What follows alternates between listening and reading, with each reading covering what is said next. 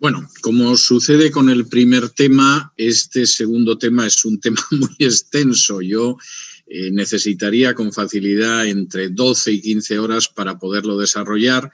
En su momento que lo traté en un seminario que di en el Perú, creo que empleé 6 horas, lo cual me daba un cierto margen para acercarme a él, y ahora tengo 1 hora, de modo que de nuevo vamos a hacer un vuelo de pájaro sobre esa degeneración teológica que se ha producido en el seno del pueblo evangélico. Yo quisiera aclarar que hay 4 áreas concretas en que se ha producido esa degeneración teológica y es visible. Voy a mencionar 2 de ellas casi de pasada y me voy a detener más en las otras 2 porque son menos conocidas, aunque no poco extensas y no poco peligrosas. Fundamentalmente, la degeneración teológica dentro del pueblo evangélico se ha producido con 4 manifestaciones. La primera es el liberalismo teológico. No me voy a detener en el liberalismo teológico porque toqué al menos una parte de ese liberalismo teológico en relación con el Nuevo Testamento, de manera que ya pueden imaginar que la degeneración en el mundo evangélico teológica relacionada con el liberalismo tiene que ver con lo que es el tema de la primera exposición. No lo voy a repetir. La segunda forma en que se produce esa perversión está en el denominado Evangelio de la Prosperidad, o como algunos prefieren llamarlo, el movimiento de fe. La tercera parte estaría en los movimientos judaizantes y finalmente la última parte estaría en lo que se llama la queer theology, o si ustedes lo prefieren, por utilizar una terminología más española, en una teología inclusiva o de ideología de género. Yo creo que en buena medida la perversión teológica dentro del pueblo evangélico cae en una o en otra de estas categorías y, por supuesto, gracias a Dios, hay sectores muy amplios, muy importantes y muy numerosos del pueblo evangélico que no han caído en este tipo de degeneración, pero vamos a detenernos en ella. Primer aspecto en el que me voy a detener después de mencionar que el primero es el liberalismo teológico y además, por cierto, un liberalismo teológico que ha entrado en las versiones de la Biblia, que ha entrado en los seminarios, que ha entrado en las escuelas bíblicas, que ha entrado en las editoriales, que ha entrado en organizaciones evangélicas y que desde luego persigue en el plazo de una generación, quizá menos, acabar con la credibilidad de la Biblia e impulsar una teología liberal. Esa es una gran amenaza. Yo creo que es una amenaza que hay que combatir porque un poco de levadura leuda la masa, pero en este caso estamos hablando de toneladas de levadura y, insisto, ya de alguna manera hemos visto algo de eso en la primera exposición. Segunda cuestión, que es el denominado Evangelio de la Prosperidad. Para muchas personas, la idea del movimiento de fe o del Evangelio de la Prosperidad constituye el Evangelio supremo. De alguna manera, aquellas personas que no creen en el movimiento de fe, que no aceptan su visión del mundo, que no están dispuestos a someterse a la manera en que ellos predican el Evangelio, pues son personas que no terminan de ser cristianas. Son cristianos, pero quizá de segunda o de tercera categoría. Quisiera sostener en los próximos minutos que, en contra de lo que puedan pensar los seguidores de ese Evangelio de la Prosperidad, de ese movimiento de fe, la verdad es que con éxito o todo, ese Evangelio de la Prosperidad no es cristiano y además es positivamente anticristiano, aunque piense lo contrario. De entrada, hay que decir que el origen de ese movimiento de fe, del Evangelio de la Prosperidad, se encuentra en el ocultismo norteamericano del siglo XIX. Hay un personaje que se llama Phineas Quimby, creador de una escuela de pensamiento ocultista conocida como el New Thought, el nuevo pensamiento, que creó y generó muchos de los conceptos, de las ideas, de las prácticas del Evangelio de la Prosperidad. Por ejemplo, la idea de la confesión positiva.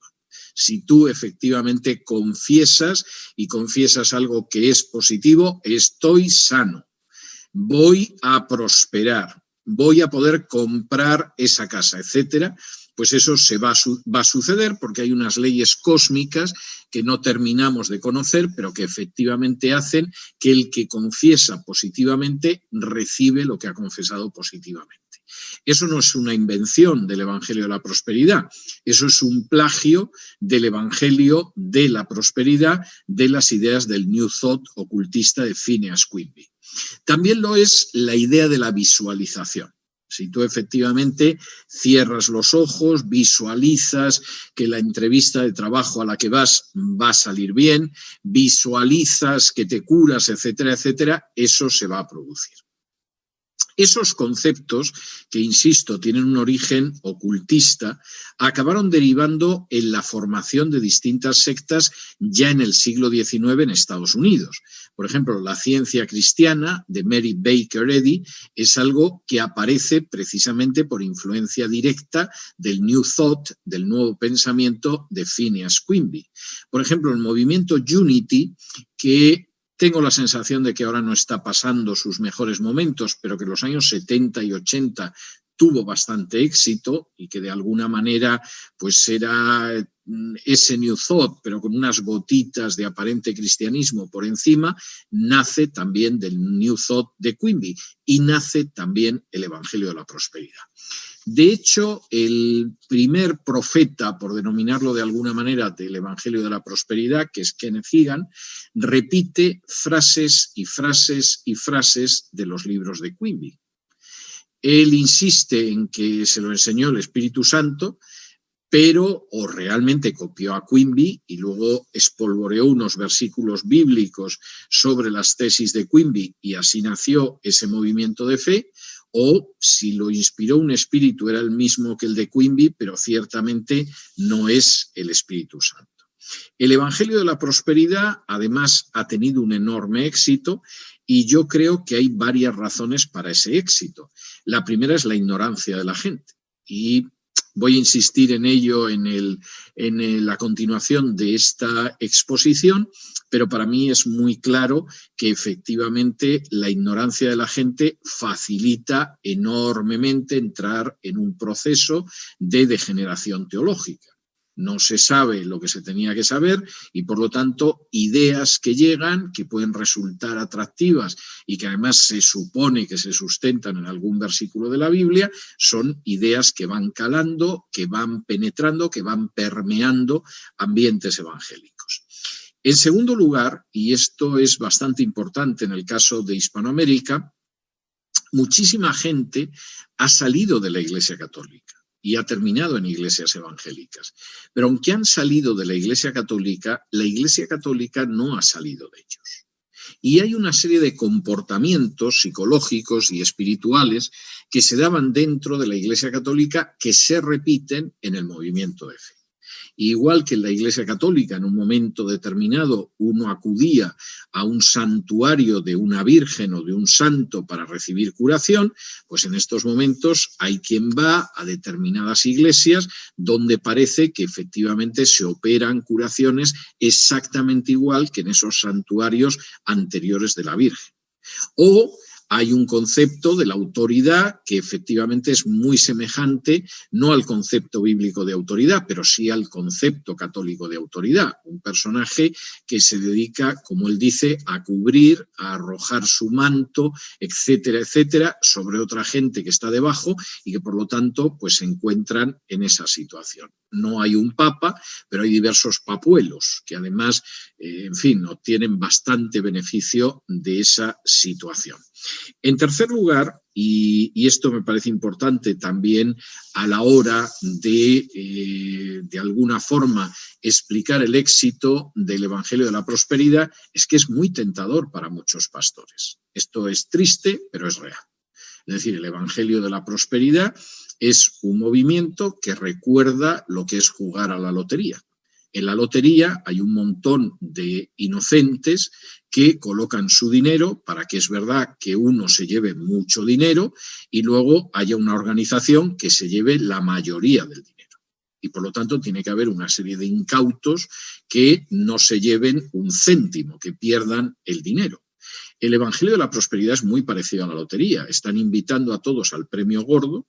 Además, no les dice que hay un gran premio, sino que a todos les puede tocar el premio, pero finalmente, si funciona bien, el premio generalmente va al predicador de prosperidad.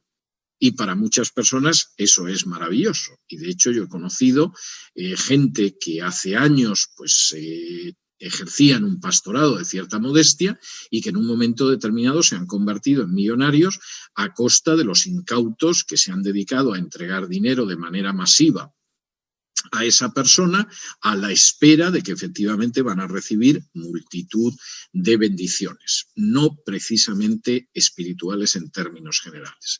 Y esta es la cuarta razón del éxito del Evangelio de la Prosperidad, que es la incitación a la codicia.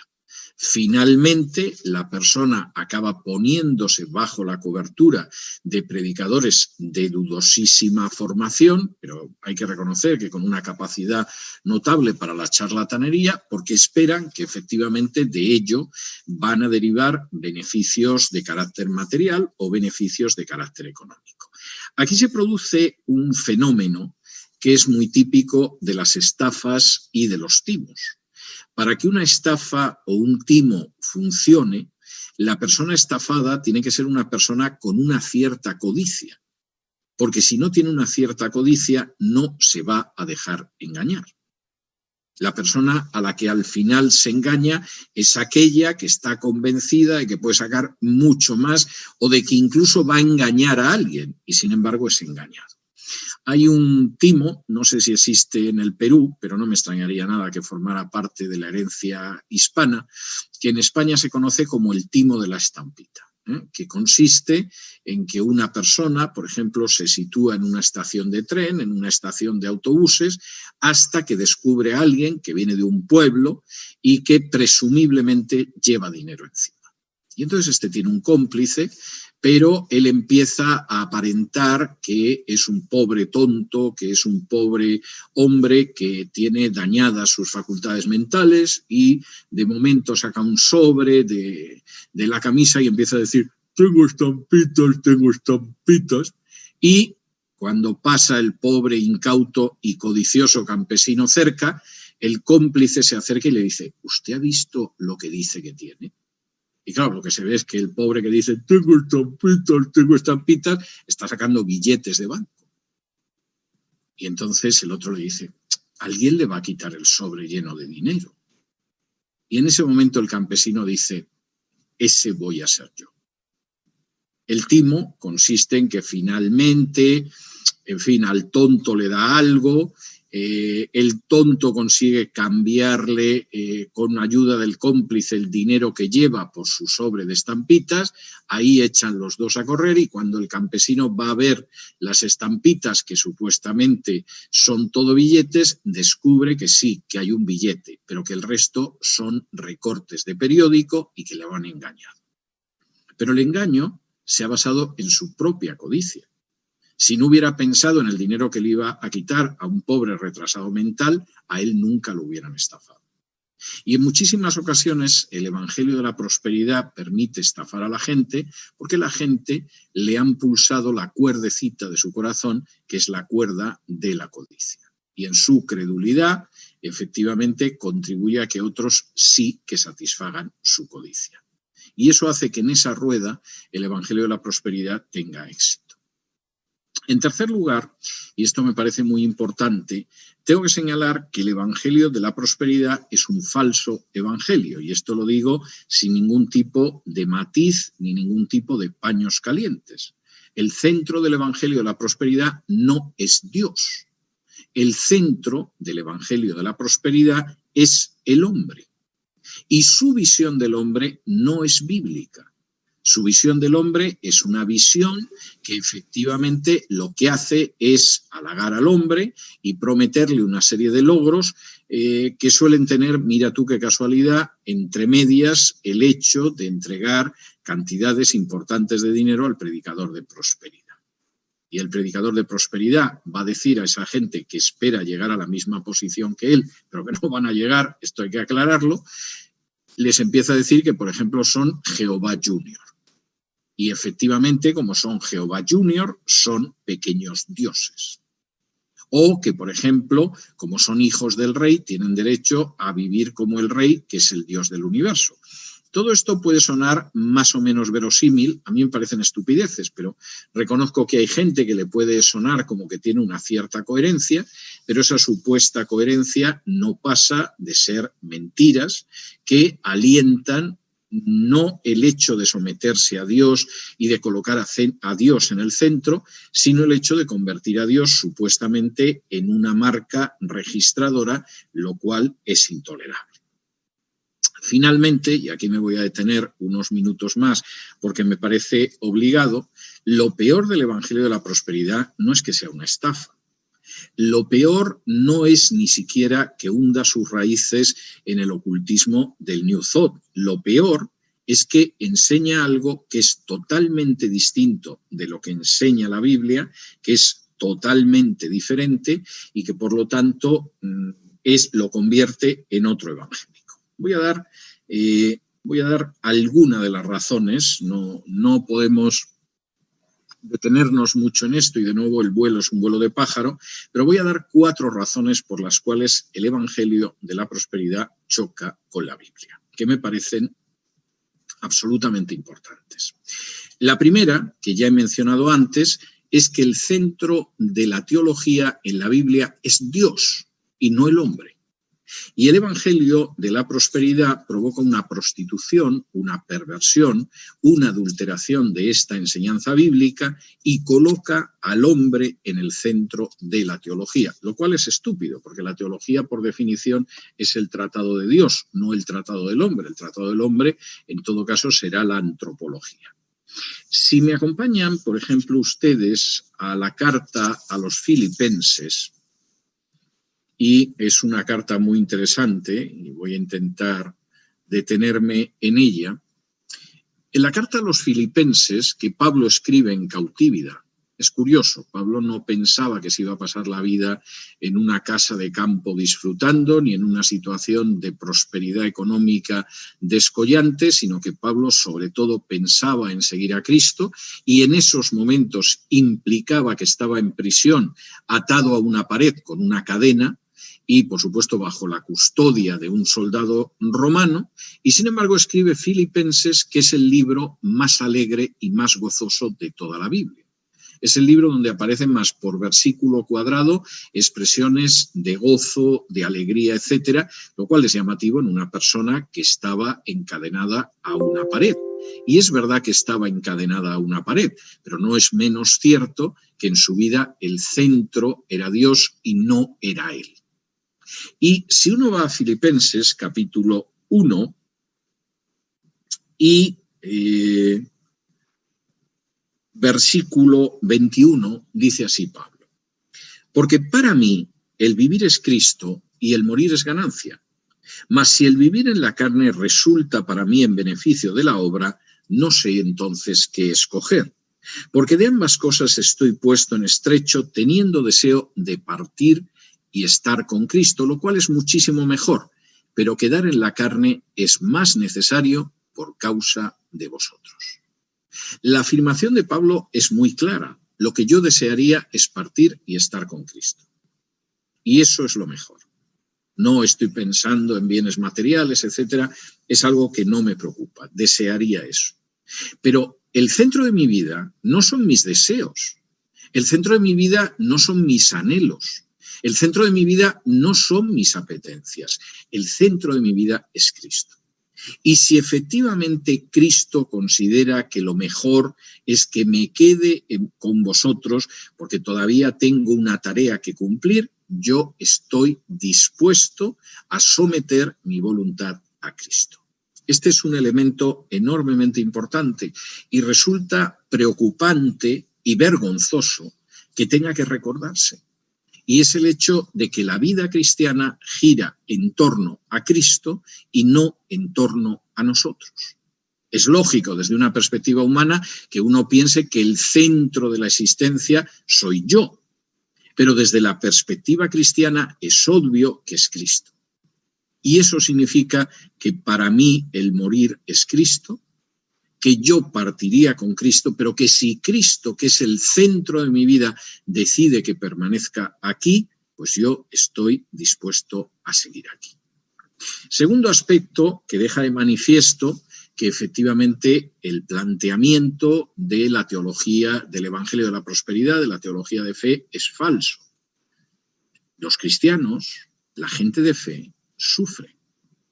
No es algo que deriva de la falta de fe, no es una consecuencia de que no tenemos fe. Por el contrario, en muchísimos casos es la prueba de que efectivamente nuestra fe es genuina.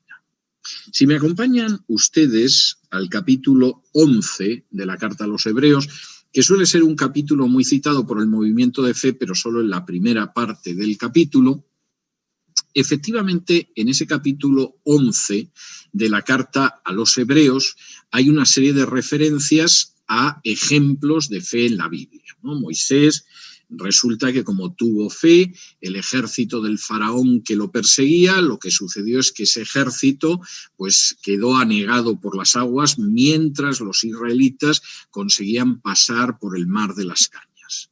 O un ejemplo de fe es Josué, que como tenía fe, vio cómo se desplomaban los muros de Jericó y podían conquistar la ciudad de Jericó. Y hay multitud de ejemplos en la Biblia en que la fe va unida a un inmenso triunfo. Pero es que hay otros ejemplos de fe en la Biblia y hay que recordarlos. Y sobre todo no decir que eso no es fe, porque se da la circunstancia de que son ejemplos de gente probada en su fe.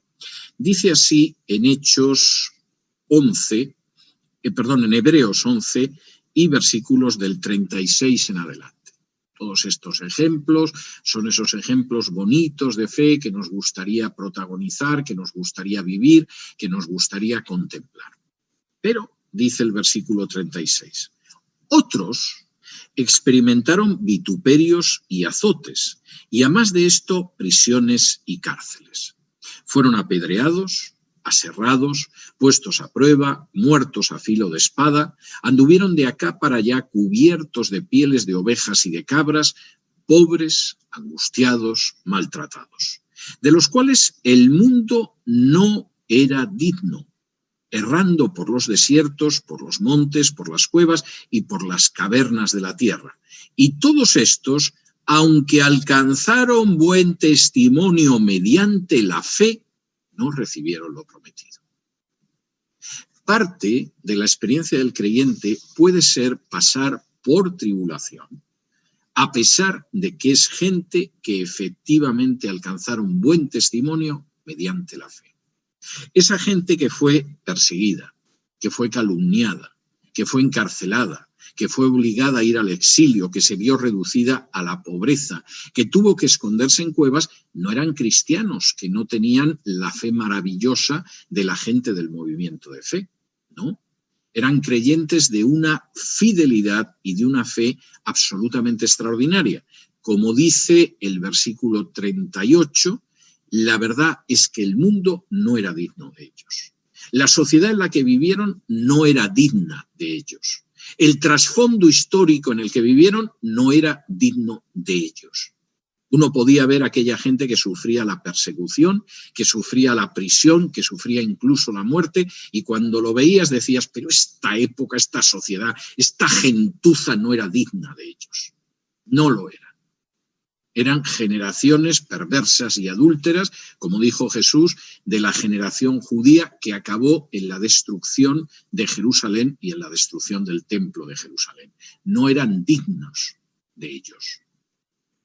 Y no es porque no tuvieran fe, todo lo contrario. Como dice aquí, esta gente alcanzó un buen testimonio mediante la fe. Esto es inaceptable para el movimiento de fe. Se supone que no tienes que tener problemas, que si efectivamente la carga que tienes es una carga pesada, es que no es del Señor, es del diablo y tienes que reprenderlo, pero eso no es en absoluto lo que dice la Biblia.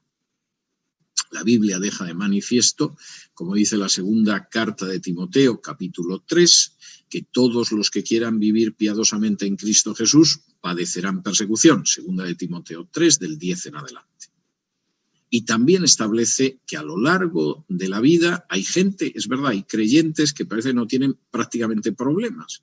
Se convirtieron y van continuando su vida de una manera santa y dedicada al Señor, acaba su vida ha sido una vida tranquila, sin dificultades. Pero también hay muchos que son calumniados, que son objeto de ataques, que pueden acabar en prisión, que tienen que abandonar el país donde nacieron y al que aman, que incluso encuentran la muerte. Y no es porque sea gente sin fe, todo lo contrario, es gente que ha dado muestra de un gran testimonio mediante la fe y es gente de la que su generación no era digna, que no se los merecía en absoluto. Esto es algo muy importante que el movimiento de fe pasa interesadamente por alto.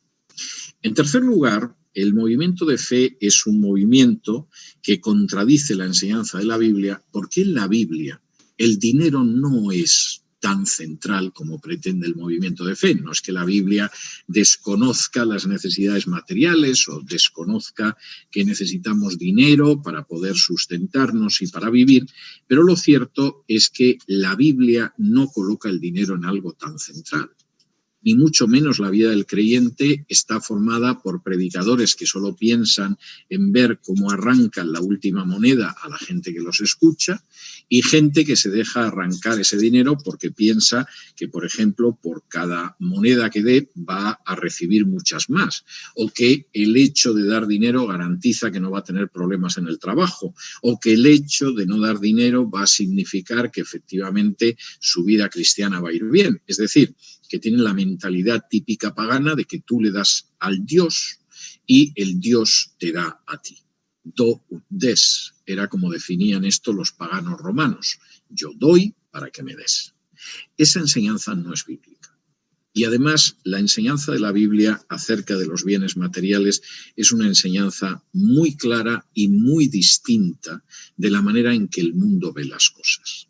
Si me acompañan ustedes al Evangelio de Mateo, capítulo 6, y me parece importante que dentro de esos 5 grandes discursos, esas 5 grandes predicaciones de Jesús que hay en Mateo, que son paralelas con los 5 libros de Moisés, Mateo sabe lo que hace y distribuye esos materiales de manera que se vea que Jesús es un legislador superior a Moisés y aparecen 5 grandes discursos. El primero, que está puesto en paralelo con Génesis, es decir, esto es el origen de todo, en el origen de todo, y de empezar a seguir a Jesús, y de comportarse como un discípulo, está una visión típica de Jesús de los bienes materiales. Si me acompañan a Mateo capítulo 6 y versículos del 25 en adelante, dice así: Por tanto, os digo, no os afanéis por vuestra vida, qué habéis de comer, o qué habéis de beber, ni por vuestro cuerpo, qué habéis de vestir. ¿No es la vida más que el alimento y el cuerpo más que el vestido? Mirad las aves del cielo que no siembran, ni siegan, ni recogen en graneros, y vuestro Padre Celestial las alimenta. ¿No valéis vosotros mucho más que ellas? ¿Y quién de vosotros podrá, por mucho que se afane, añadir a su estatura un codo? Y por el vestido, ¿por qué os afanáis? Considerad los lirios del campo, cómo crecen, no trabajan ni hilan, pero os digo que ni aun Salomón con toda su gloria se vistió así como uno de ellos. Y si la hierba del campo, que hoy es y mañana se echa en el horno, Dios la viste así, ¿no hará mucho más a vosotros, hombres de poca fe? No os afanéis, pues, diciendo qué comeremos o qué beberemos o qué vestiremos, porque los gentiles buscan todas estas cosas. Pero vuestro Padre Celestial sabe que tenéis necesidad de todas estas cosas. Mas buscad primeramente el reino de Dios y su justicia, y todas estas cosas os serán añadidas. Lo que dice aquí Jesús es muy importante y me voy a permitir tomar algunos minutos de la hora que dispongo para mostrar hasta qué punto esto no solo no se parece nada al Evangelio de la Prosperidad, sino que es un rotundo mentís contra el Evangelio de la Prosperidad. Jesús empieza hablando de algo que es tremendamente claro y es la ansiedad. Esa palabra que la Reina Valera en el versículo 25 traduce como no os afanéis por vuestra vida, se podría traducir como no os dejéis atrapar por la ansiedad. No permitáis que se apodere de vosotros la angustia. No dejéis que en un momento determinado vuestra vida sea un sin vivir, porque estáis pensando en cómo vais a cubrir vuestras necesidades materiales. Como dice el versículo 32, eso es lógico que lo hagan los paganos. Que los gentiles que no conocen al único Dios verdadero se dejen llevar por esa angustia, por esa ansiedad, por ese desconsuelo, es lógico, es lo que cabe esperar, pero no es lo que os tiene que suceder a vosotros. Porque a diferencia de esos gentiles, de esos paganos que se comportan de esa manera, vosotros tenéis un Padre celestial que sabe que tenéis necesidad de todas estas cosas. Y os voy a demostrar cómo eso queda claro con que penséis solo un poquitín, con que prestéis solo un poco de atención. Primero, paraos, deteneos, dejad de hacer lo que estáis haciendo. Yo ya sé que la vida nos está empujando continuamente, nos está dando golpes, no nos deja pensar. Tú pones la televisión y efectivamente ves cualquier anuncio comercial y no te deja pensar. El anuncio es una sucesión de imágenes para que al final llegues a la conclusión de que necesitas esa lavadora. O te tienes que comprar esos zapatos, o si no tienes determinado automóvil, eres un imbécil en este mundo. Y efectivamente es el empujón. Los políticos lanzan consignas que lo que pretenden es empujarte. No pienses, no te pares a pensar. Haz lo que te digo. Los predicadores de fe hacen lo mismo. No, como piensen, se nos acaba el negocio. O sea, no, muévete ahora, no pienses, no, proclama, confiesa, etc. La idea es esa. No penséis, os damos empujones para que vayáis a empujones por esta vida y no os detengáis a pensar. Pero lo que dice Jesús es todo lo contrario. Mira, vais a entender lo que os digo si os detenéis. Paraos donde estáis, deteneos, no sigáis caminando. Ahora, estás en un campo. Mira hacia arriba, ¿qué ves? Pájaros. Bien. Esos pájaros que están volando por encima de ti, que en muchos casos además tampoco son especies de lujo tropicales para los dos, son gorriones, corrientes y molientes sin mayor importancia, etc. ¿Tú has visto que esos pájaros se mueran de hambre? No, ¿verdad? ¿Has visto que esos pájaros tengan una cuenta corriente en el banco para asegurarse de que van a comer ellos y sus crías? No, ¿verdad? Y esos pájaros Dios los alimenta, ¿verdad? Si tú miras a los pájaros y te miras a ti, por muy feo que seas, por muy gordo que seas, por muy viejo que te hayas puesto, ¿a ti qué te parece que es más importante? ¿Ese pájaro o tú? Tú, ¿verdad? Y si a esos pájaros Dios los cuida, ¿cómo no va a cuidar de ti, que eres 1000, 200.000, 1.000.000 de veces mejor que el pájaro? No sigas corriendo, no dejes que te empujen. Quiero que sigas pensando, porque la cabeza Dios te la ha dado no para llevar solo el sombrero, sino para que pienses. Te diferencias de los animales en que tienes una línea doble de pensamiento. Y puesto que te diferencias de un chimpancé, por ejemplo, en que tienes una doble línea de pensamiento, vamos a aprovecharla. Has visto lo de los pájaros. Detente un momento a mirar las flores. ¿Son bonitas? ¿Has visto los lirios? A que si lo consideras bien, esos lirios tienen una elegancia, una belleza en su sencillez que es superior a la mayoría de los horrores que diseñan los modistos de moda. ¿A qué es así? Y fíjate que el lirio, como las rosas, como otras flores, duran poco. Estás viendo el esplendor que tienen, pasan un par de días y aquello ya se convierte en algo para, si lo quieres aprovechar, tirarlo como combustible al fuego. ¿A ti te parece que una rosa, por muy bonita que sea, es mejor que tú? ¿Tú dirías que un lirio es más importante que un ser humano, por muy feo y muy malo que sea el ser humano? ¿A ti te lo parece? No, ¿verdad? Y si Dios se ocupa de los lirios, que son seres muy inferiores a ti, ¿qué te hace pensar que Dios, que es tu Padre Celestial, no se va a ocupar de ti? Si solamente tienes que pensar para darte cuenta de algo tan elemental y tan sencillo. Si no necesitas estar confesando positivamente, si no tienes que visualizar que vas a comer todos los días, si no tienes que vaciarte los bolsillos para mantener un estafador encaramado a un púlpito para asegurarte el bienestar. No, solamente detente, mira lo que hay a tu alrededor y date cuenta de que tú eres más importante.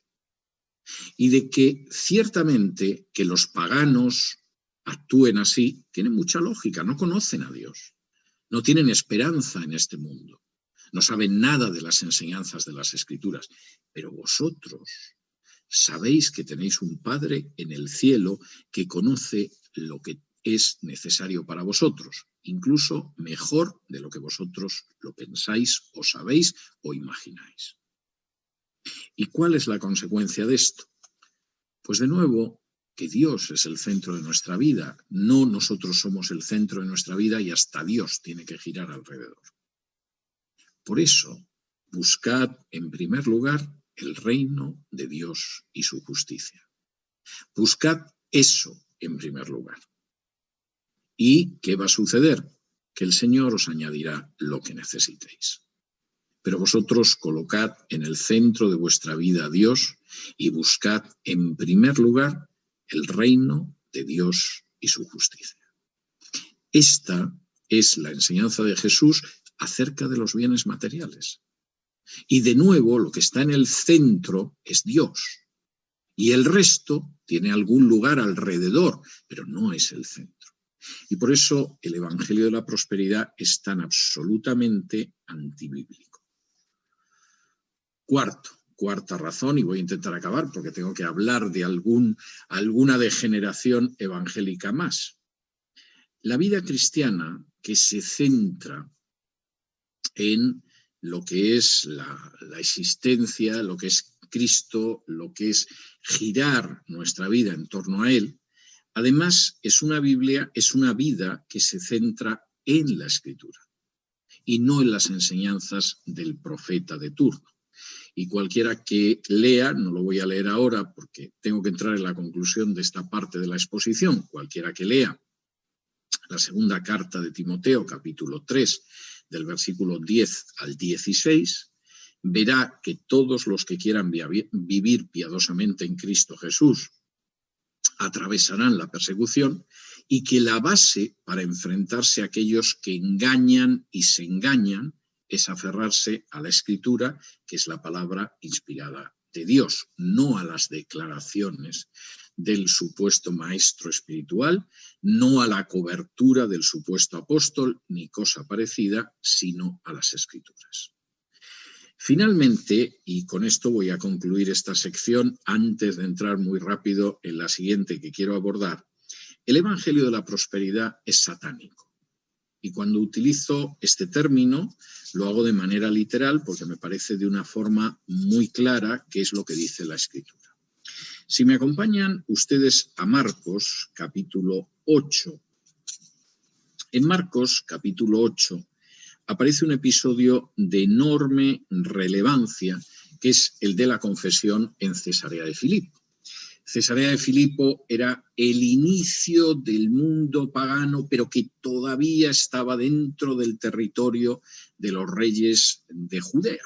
De tal manera que si uno estaba en Cesarea de Filipo, casi colocaba una pierna a un lado y otra pierna al otro, y tenía una pierna en Tierra Santa y una pierna en el territorio de los gentiles. Y es bastante significativo que Jesús llegara hasta ese lugar y en ese momento preguntara a sus discípulos quiénes creían que era.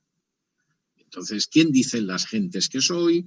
Y entonces le empezaron a decir, bueno, pues unos creen que Elías, otros creen que Juan el Bautista que ha regresado de los muertos, otros creen que un profeta, y en un momento determinado Pedro le dice, tú eres el Hijo de Dios viviente. Y Jesús reconoce que efectivamente eso a Pedro, que era más bien bruto, no se le ha ocurrido, sino que eso se lo ha revelado su Padre. Y por supuesto es el Mesías. pero les ordena que no hablen de esto a la gente. Y entonces fíjense lo que sucede a continuación. Dice así en Marcos capítulo 8 y versículos del 31 en adelante.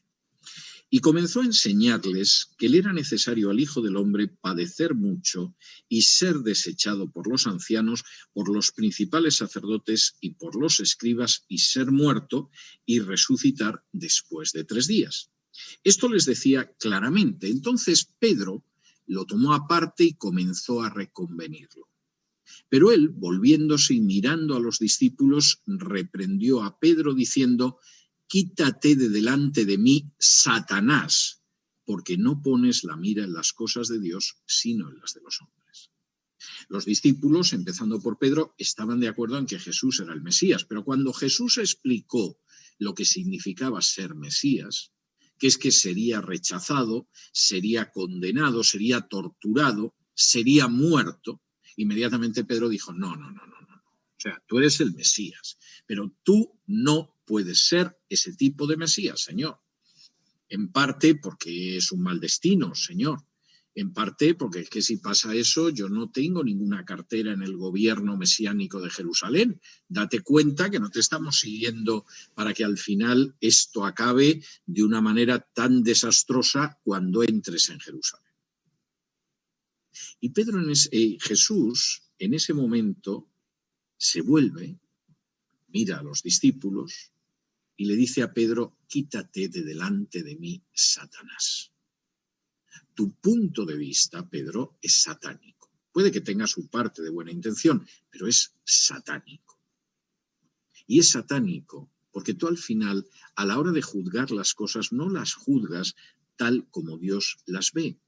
Las juzgas tal y como tú las ves. Y eso es satánico. Y a continuación lo que dice Jesús es tremendo. Llamando a la gente y a sus discípulos les dijo: «Si alguno quiere venir en pos de mí, niéguese a sí mismo y tome su cruz y sígame». La primera marca del discípulo es que el centro no es él, el centro es Cristo, es Dios. Se niega a sí mismo precisamente para que en el centro esté Cristo. La segunda marca es que está dispuesto a tomar la cruz, que no significa que aguanta pues, a una suegra insoportable o en fin, una úlcera de estómago, como dice la teología católica. No, la cruz es algo mucho más serio que una suegra, por muy insoportable que sea. La cruz implica que uno está dispuesto a seguir a Jesús hasta el último momento, aunque eso signifique la muerte, aunque eso signifique la muerte más vergonzosa de la época. Y finalmente el discípulo, cada día, todos y cada uno de los días de su vida, va detrás de Jesús siguiendo sus huellas. El discípulo de Jesús no es el que confía en que Dios es un cajero automático, que obedece a sus confesiones positivas y puesto que Él es Jehová Junior, va a hacer lo que Él quiera. No, que va, nada que ver. El discípulo, esa es una idea satánica. El discípulo es el que, en primer lugar, se niega a sí mismo, luego toma la cruz y le sigue. ¿Y por qué? Porque el que no ve eso está perdiendo su vida, aunque crea que la está ganando. Como dice el versículo 35, porque todo el que quiera salvar su vida la perderá, y todo el que pierda su vida por causa de mí, del Evangelio, la salvará. Porque ¿qué aprovechará al hombre si ganare todo el mundo y perdiere su alma? ¿O qué recompensa dará el hombre por su alma? Porque el que se avergonzare de mí y de mis palabras en esta generación adúltera y pecadora, el Hijo del Hombre se avergonzará también de él cuando venga en la gloria de su Padre con los santos ángeles. Esta vida no es como la ve el mundo, y como además la ve el mundo bajo la dirección de Satanás. Esta vida no es una vida en la que triunfas si acumulas cosas y tienes cosas, y no te falta nada que pueda tener el vecino. No, es posible que el mundo considere que eso sea ganar la vida, pero en realidad es perderla. Y si pierdes la vida porque no has seguido a Jesús como discípulo, ¿qué podrías dar a cambio de haber perdido tu vida? Y cuando el Señor regrese, aquellos que no hayan actuado como deberían como discípulos van a sentir la vergüenza de que efectivamente cayeron en una de las formas de degeneración de la teología. Hacía referencia, en primer lugar, al liberalismo, hacía referencia al Evangelio de la Prosperidad, hacía referencia a cómo la ideología de género ha ido invadiendo las iglesias, y no es difícil encontrar gente dentro de los seminarios y dentro de las editoriales pues que decide que está a favor del matrimonio homosexual, etcétera, etcétera. Voy a tener que dedicar unos minutos, me quedan muy pocos, pero me parece importante, a otro ejemplo de esa degeneración, que es la judaización. La gente que de pronto ha llegado a la conclusión de que efectivamente uno es un creyente superior, por encima de los demás, no ya porque cree en el movimiento de fe, sino porque supuestamente ha vuelto a las raíces judías del cristianismo. Esto, si no fuera tan dramático y no causara tantísimo daño espiritual, sería ridículo y cómico. Esto es como si yo me pongo en estos momentos un penacho de plumas, me coloco un pectoral de oro y pretendo que soy el gran Inca. Bueno, las carcajadas se oirían hasta el Cuzco, es decir, pensando que yo puedo ser el gran Inca.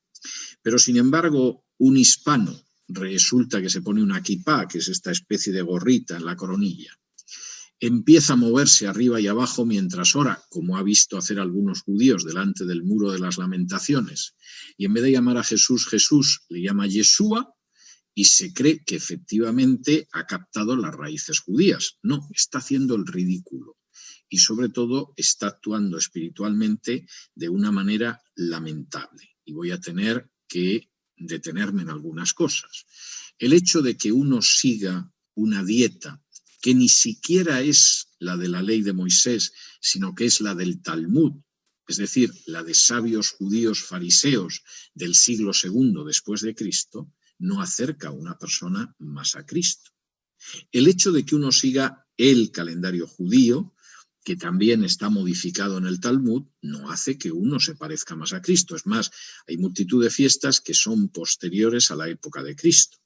El hecho de que uno se disfrace de judío del siglo XVIII, porque ese tipo de vestimentas ni siquiera son las de los judíos del siglo I, son las de los Hasidim del siglo XVIII, que es un movimiento judío del este de Europa, no acerca más a Cristo.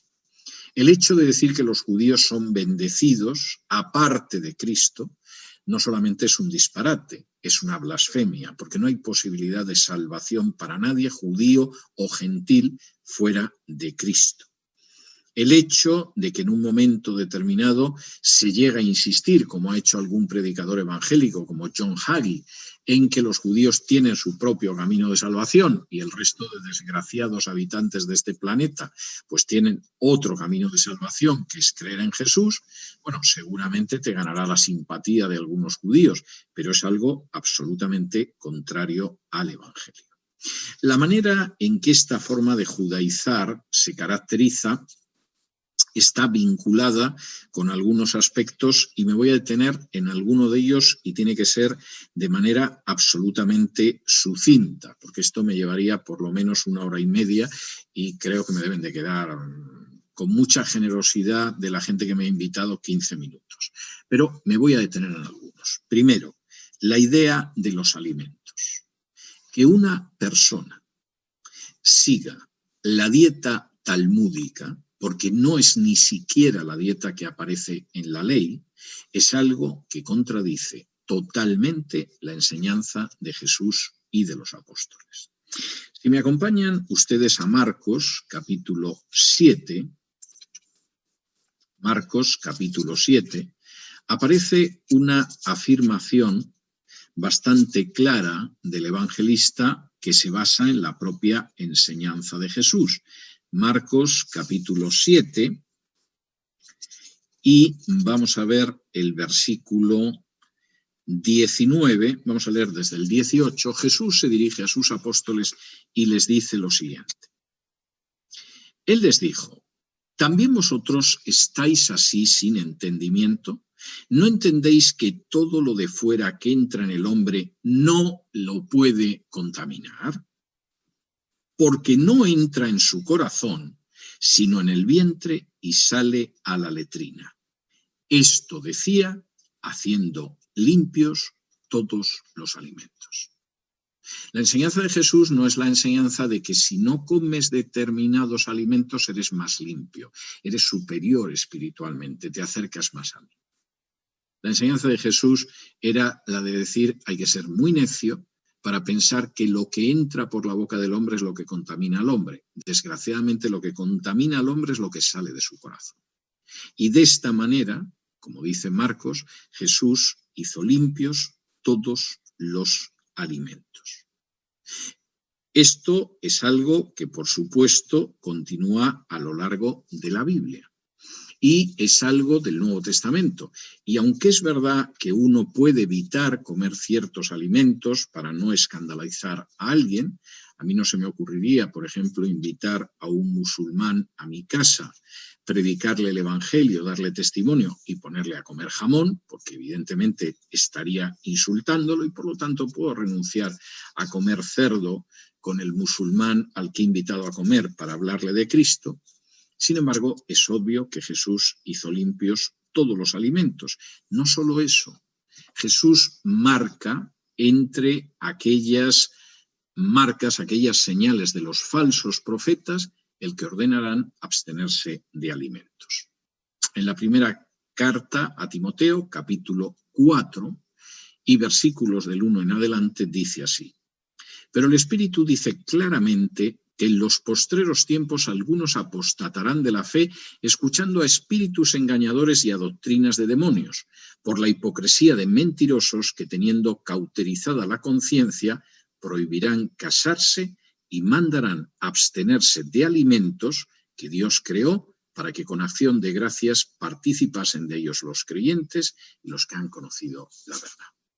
Y esto es algo tremendamente claro en ese sentido. Como es bastante claro, aunque no me pueda detener en ello mucho tiempo, que los cristianos no están bajo la celebración de fiestas del Antiguo Testamento, ni siquiera el sábado. Cualquiera que vaya al libro de los Hechos, capítulo 20 y versículo 7, sabe que los discípulos se reunían para el partimiento del pan el primer día de la semana, el domingo, que era el día en el que había resucitado Cristo.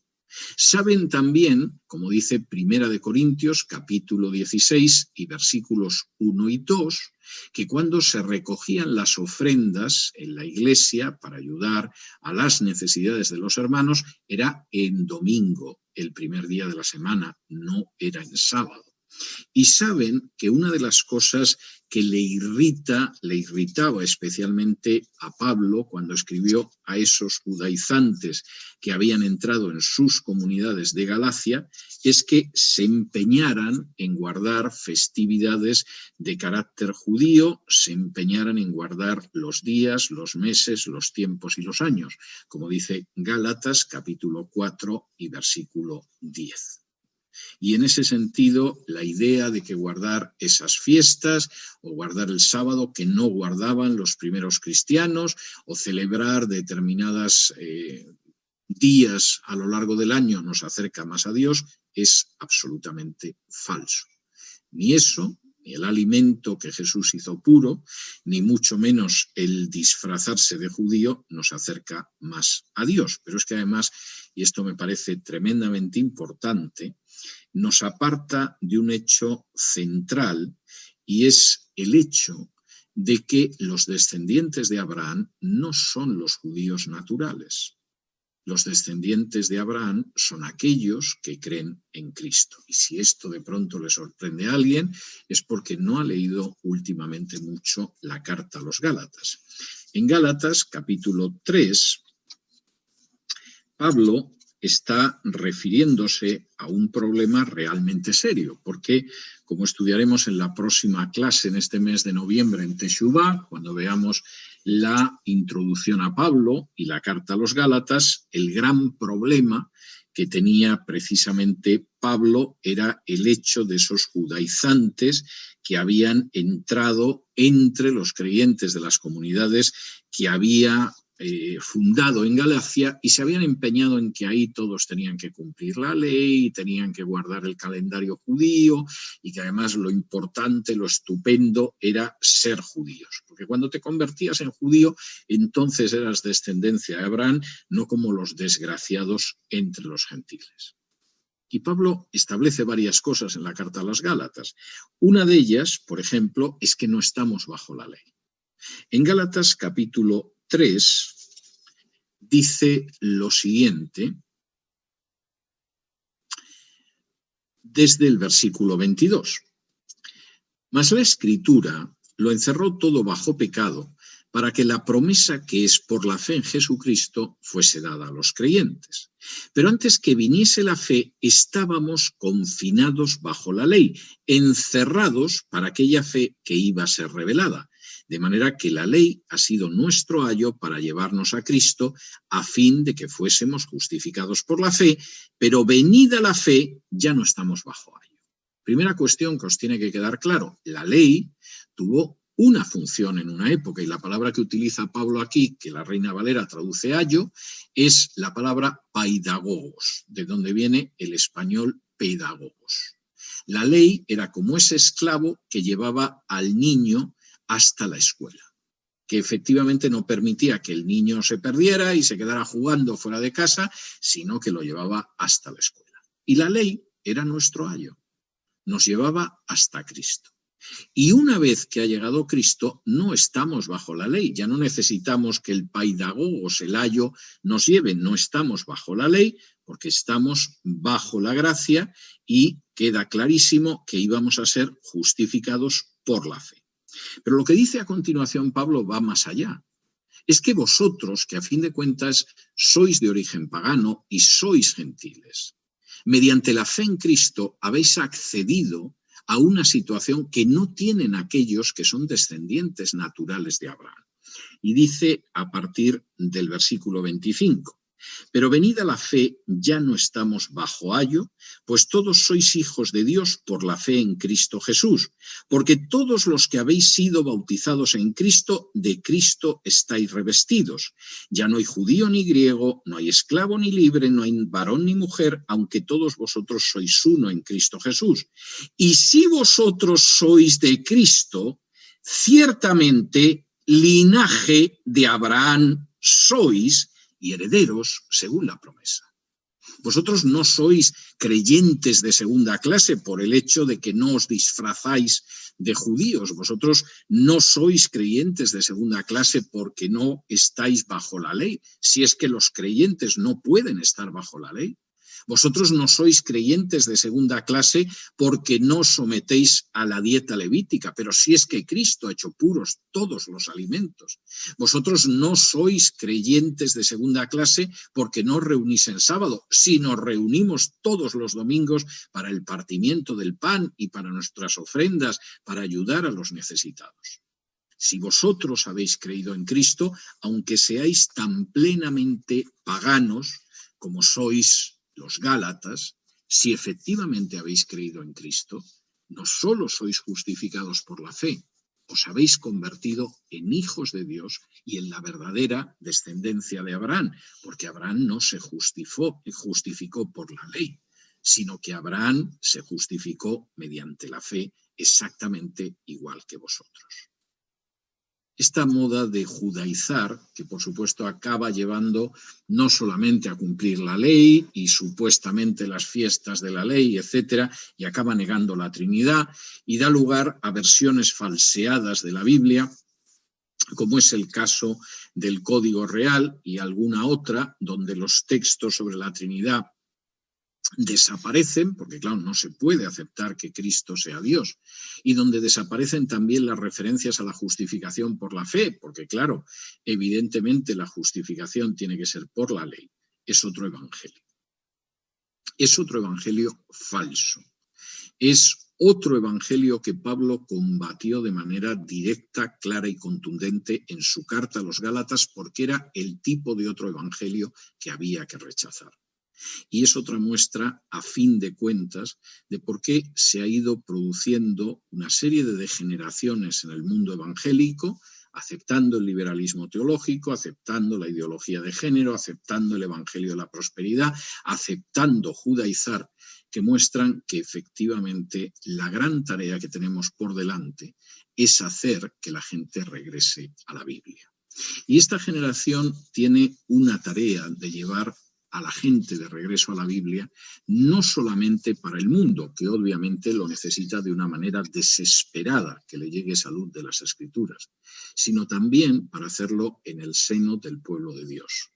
Porque si el pueblo de Dios no centra su vida en las Escrituras, si el pueblo de Dios no se alimenta diariamente de las Escrituras, si el pueblo de Dios no nutre su teología de las Escrituras, si el pueblo de Dios se da la circunstancia de que no tiene una existencia que arranca de las Escrituras, lo único que cabe esperar es primero la tibieza, después la ignorancia y finalmente la degeneración, que ya está presente en algunas áreas.